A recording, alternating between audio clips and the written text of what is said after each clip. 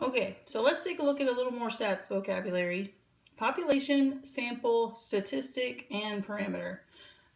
So population is the entire group we want to know something about. Sample is a subset of the population we are able to gather data from.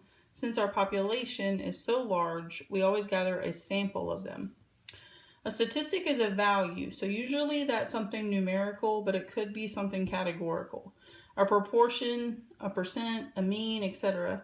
that describes some characteristic of the sample. And parameter comes from our statistic. Since we're not able to gather up the whole population, we make an estimate of our parameter using our statistic. So that is just another, it's almost the same exact definition if you notice. It's a value, usually a proportion, a percent, or a mean, for example, that describes some characteristic of the population. But since we're not able to gather up the whole population, we have to use our statistic to make inferences about that population, and we call that a parameter. Let's look at two good examples of this. So my first one is, if I had an investigative question that wanted to know what is the average weight of deer in North Carolina, my population would be that large group, all the deer in North Carolina. I looked it up and it's approximately 1.25 million. Then what if I went around and gathered a sample of 120 deer that I gather from 6 randomly selected regions in North Carolina, and I weighed them? Then I would find my statistic. That is the average weight of those 120 deer that were in my sample. And let's say I found their average weight was 150 pounds. Well, that helps me, since I gathered a good sample of this population. Now I could say that I'd have enough evidence to suggest that the average weight of deer in North Carolina would be the same as what I looked at from my sample. So we use a sample and we use the statistic, something about that sample we were trying to find, to make an estimated sort of statistic about the population, and we call that a parameter. So it's very similar to how this statistic came from this sample. But then this is the same relationship to our population.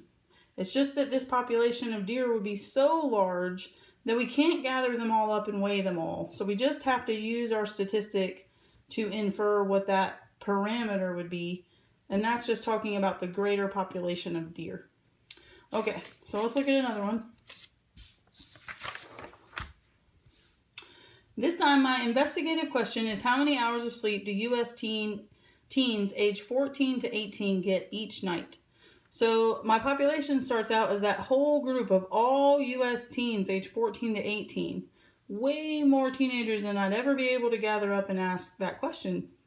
So instead, I've gone to great lengths to select randomly 5,200 teenagers in that age range from various regions of the United States.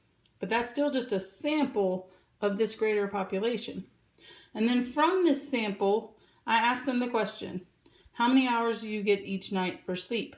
And on average, those 5,200 teenagers got 5.2 hours of sleep each night. So that's a numerical value that came from my sample.